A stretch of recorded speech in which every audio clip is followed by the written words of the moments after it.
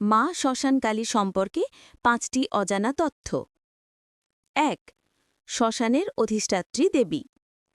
শ্মশানকালীকে শ্মশান, মৃত্যু, ভয় এবং ভয়জয়ের দেবী হিসেবে মানা হয়। তিনি অন্ধকার এবং পরম জ্ঞান দুটোরই প্রতীক। ২. ভয়ঙ্কর রূপের পরিচয়।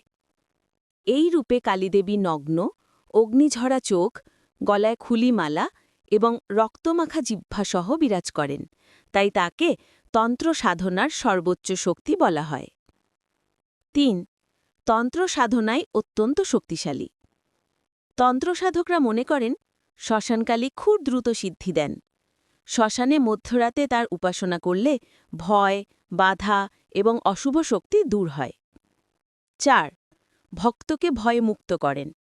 যে ভক্ত সত্য মন থেকে শ্মশানকালীকে ডাকে, দেবী তার ভয়, নেতিবাচক শক্তি ও দুঃস্বপ্ন দূর করেন বলে বিশ্বাস করা হয়। ৫.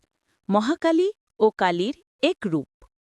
শ্মশানকালী মূলত মহাকালীরই এক উগ্র রূপ। এই রূপ সৃষ্টি, স্থিতি, সংহার সব কিছু নিয়ন্ত্রণ করেন বলে শাস্ত্রে উল্লেখ আছে। ধন্যবাদ। লাইক ও সাবস্ক্রাইব করুন।